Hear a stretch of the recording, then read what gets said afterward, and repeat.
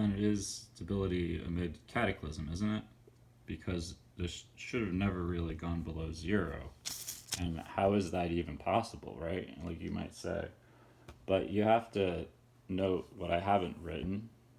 But the end of this is omniscience, and that's across all space and time, knowing everything, every outcome, every, every question answered.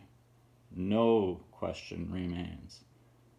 And yeah, we can get there. We're actually already there. That's the weird part of it. But most people are so stuck down here, and in this box of today that we've rectangled ourselves into, that that level of future, it's uncertain. That level of awareness, because we can mess that up, and we can change that.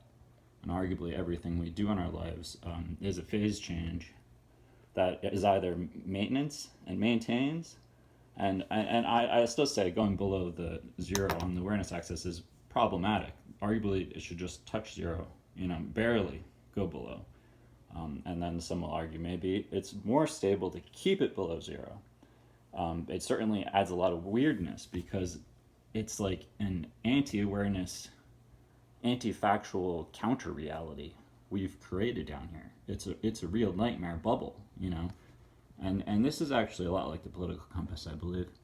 And ideally you want to come from a low awareness, open state, right? Because otherwise you're just some authoritarian wacko who's picked a side on this, awareness graph, near one, right? And like to presume to know certainly is kind of crazy, That being said, this just one way to look at this is too conveniently political compass like to me to consider that to be just random happenstance in a way, but I can't necessarily begin to make arguments about it and the math behind it because I view it as purely mathematical. There's got to be something a little strange about this graph, though, because I was thinking that sentience is probably already a two-factor measure in of itself.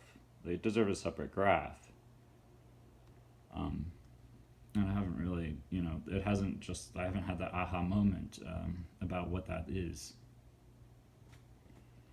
But I've realized that it is a complicated measure, right?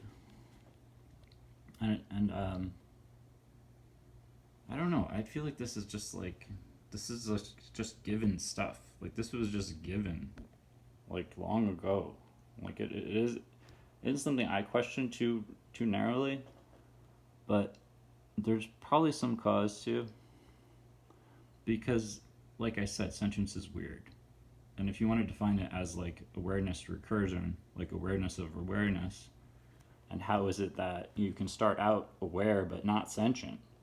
I think of it evolutionarily. Perhaps, like the birds are aware, and they're not unsentient, right?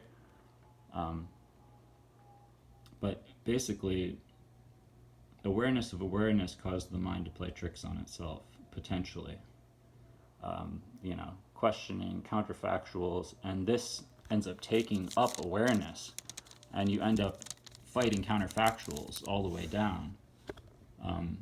And that doesn't necessarily bode well for your species evolution. And to me, this is almost like a symptom of just population growth and the increase in just counter scenarios, not even counterfactual, but not necessarily not counterfactual.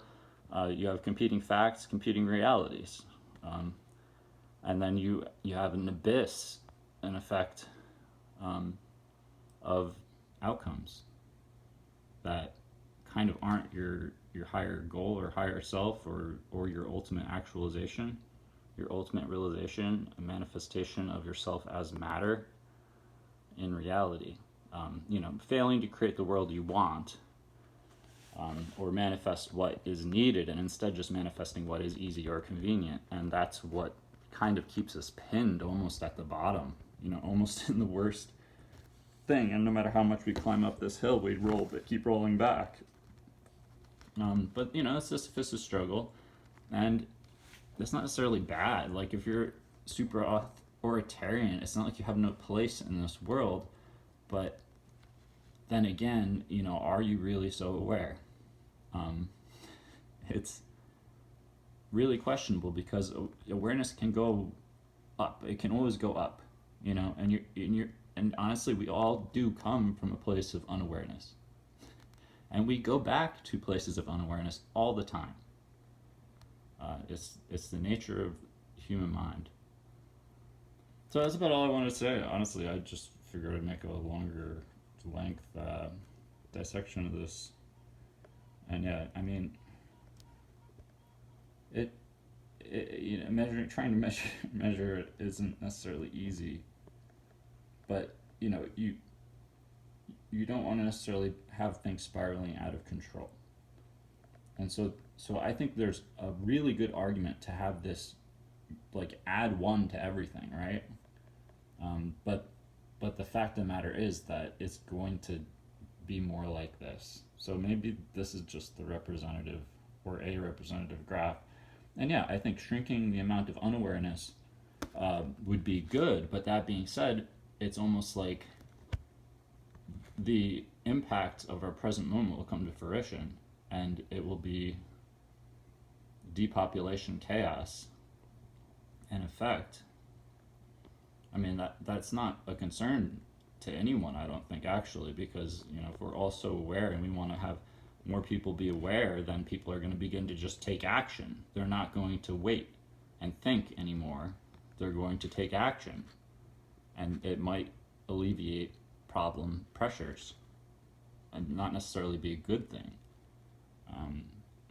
But then also may necessarily create a future that actually works. So yeah, it's intrinsically problematic in the society, but nevertheless, it would have been better to never be where we are today. We don't really have the choice to change the present because we would have had to act in the past. But it is about what we decide is the way to pick our course so that we might ride this out. Because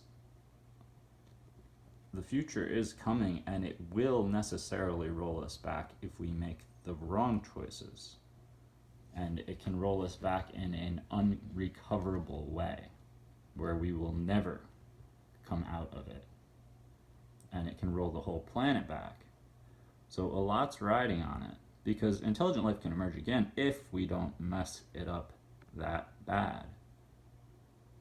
So I have hope for the future, and I think we can solve our problems, but I think so much of social normality and conformity keeps us from even seeing the issues, and it necessarily deflates awareness and kind of thrives off unawareness and just uses unawareness to manipulate and force goals that aren't good for any of the group.